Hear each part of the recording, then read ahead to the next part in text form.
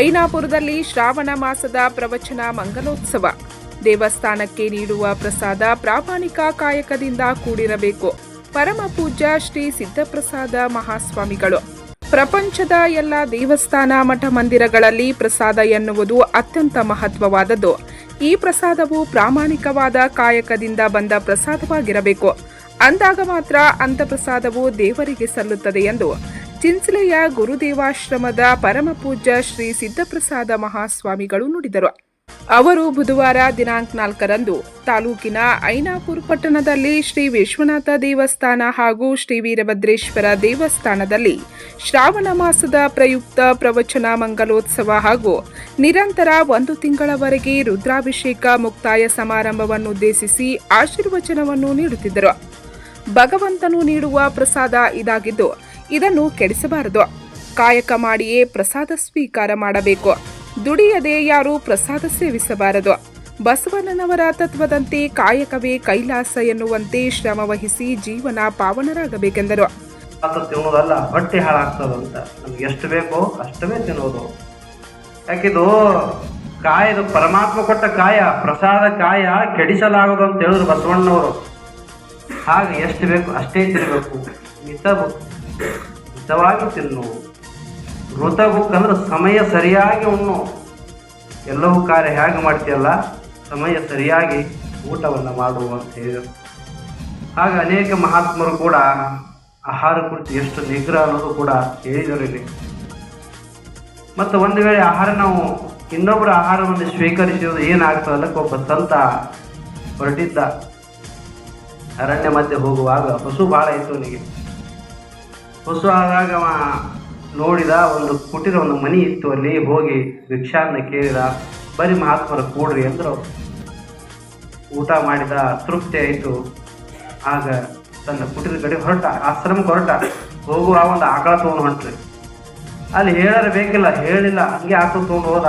ಅಲ್ಲಿ ಆಶ್ರಮ ಹೋದಿನಾಗ ನೆನಪಾಯ್ತು, ಇಂಥವ್ರ ಮನ್ಯಾಗ ಊಟ ಮಾಡಿದೆ, ಆಕಳ ತಂದೆಲ್ಲಪ್ಪ, ನಾ ಹೇಳರೆ ಕಳುವು ಮಾಡಿದಲ್ಲ, ನಮ್ಮ ಆತ್ಮಾಗ ಇಂಥ ಕೆಟ್ಟ ಕೆಲಸ ಮಾಡಿದಲ್ಲ ಅಂದ.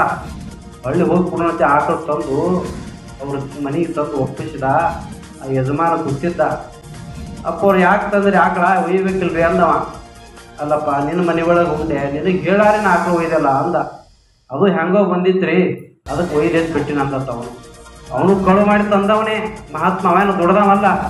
ಅದಕ್ಕೆ ಕಳ್ಳನ್ನವನ್ನು ಉಂಡ್ರೆ ನಮಗೂ ಕಳ್ಳ ವೃತ್ತಿಯನ್ನು ಬರ್ತಾವಲ್ಲಕ್ಕ ಇದೊಂದು ಸಾಕ್ಷಿ ಅಂತ. ಅದಕ್ಕೆ ಅವರು ಅನ್ನದ ಮೂಲ. ಅದಕ್ಕೆ ಸತ್ಯ ಶುದ್ಧ ಕಾಯಕ ಮಾಡಿದವರು ದಾಸೋಹ ಮಾಡಬೇಕಂತ ಬಸವಣ್ಣ ಹೇಳಿದರು. ಈ ಮೂರಕ್ಕನ್ನು ಭಾಳ ಒತ್ತಿ ಕೊಟ್ಟರು ಬಸವಣ್ಣವರು. ಕಾಯಕ, ದಾಸೋಹ, ಅನುಭಾವ. ಕಾಯಕ ಹೆಂಗಿರ್ಬೇಕಂದ್ರ ಸುಳ್ಳು ಅಲ್ಲಿ ಇದು ಮಾಡಿದಲ್ಲ, ಸತ್ಯ ಶುದ್ಧ ಕಾಯಕವಾಗಿರಬೇಕು. ಅಂತ ಕಾಯಕದಿಂದ ಬಂದ ದ್ರವ್ಯವನ್ನ ದಾಸೋಹಕ್ಕೆ ಬಳಸಬೇಕು ಅಂತ ಹೇಳಿದರು.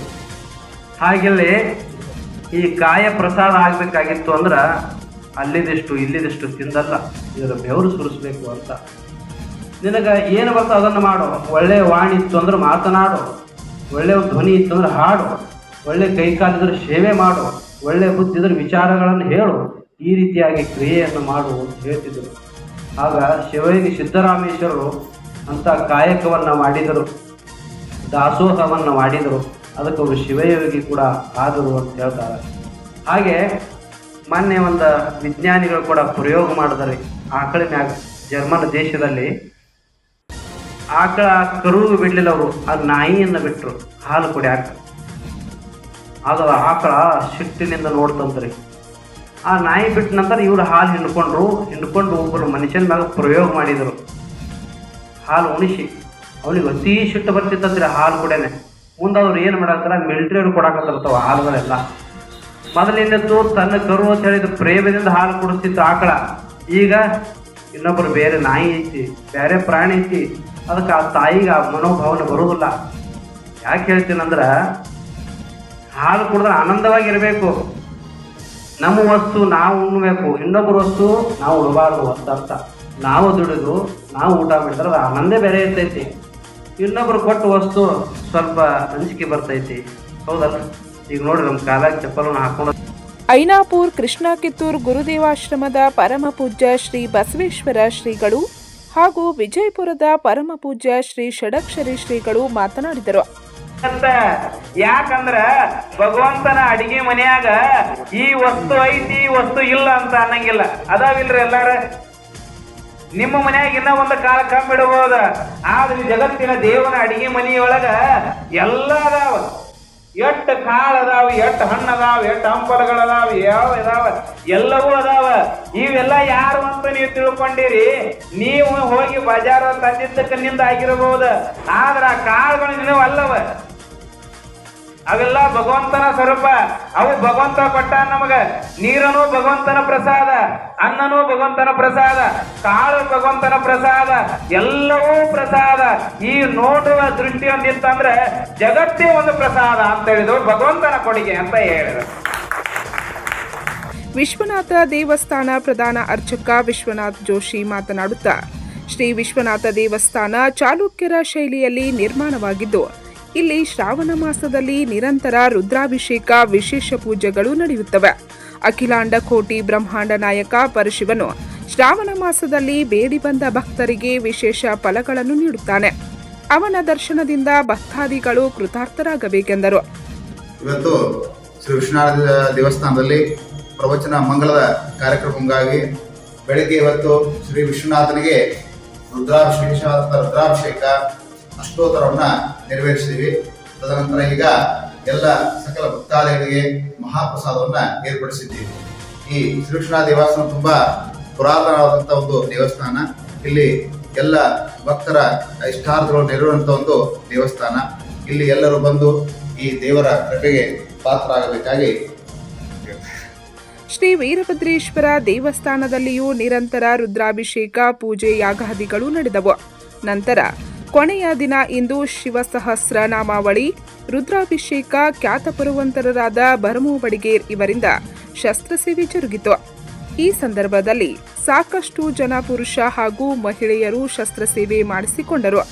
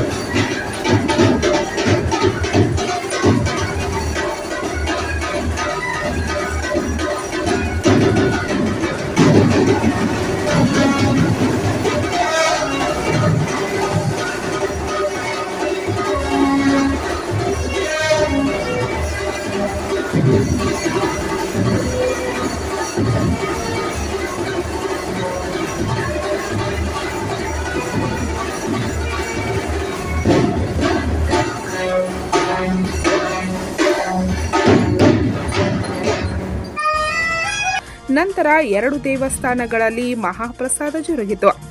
ಈ ವೇಳೆ ದೇವಸ್ಥಾನ ಅಧ್ಯಕ್ಷ ವಿಜಯ್ ಪೋದ್ದಾರ್, ಸುನಿಲ್ ಕಮತ್ಗಿ, ಶ್ರೀರಂಗ್ ಜೋಶಿ, ವಿಶ್ವನಾಥ್ ಜೋಶಿ, ವಿರೂಪಾಕ್ಷ ಮಳೆಮಠ್, ಶ್ರೀಶೈಲ್ ಮಗ್ದುಮ್, ಈರಣ್ಣ ಕೋಲಾರ್, ಉಮೇಶ್ ಕಮತೆ, ಪ್ರಭು ಬುರ್ಲಿ, ನಿಖಿಲ್ ಮಹಾಜನ್, ಶಂಕರಯ್ಯ ಮಳೆಮಠ್, ದಾನಯ್ಯ ಮಳೆಮಠ್, ಚಂದ್ರಕಾಂತ್ ಮಹಾಜನ್, ಶಿವಪ್ಪ ಬುರ್ಲಿ, ಮುತ್ತಪ್ಪ ಅಫರಾಜ್, ವಿರೂಪಾಕ್ಷ ಡೂಗನವರ್, ಬಸು ಡೂಗನವರ್, ಸಂಪತ್ ಕರಾಳಿ, ಮಹೇಶ್ ಕಮತ್ಗಿ, ಶಶಿಕಾಂತ್ ಕಮತ್ಗಿ, ಮಹಾದೇವ್ ಕರಾಳಿ ಮತ್ತು ಪಟ್ಟಣದ ಅಸಂಖ್ಯ ಭಕ್ತರು, ಮಹಿಳೆಯರು ಉಪಸ್ಥಿತರಿದ್ದರು. ಪಂಚ್ ನ್ಯೂಸ್ಗಾಗಿ ಐನಾಪುರದಿಂದ ಸುರೇಶ್ ಕಾಗ್ಲಿ.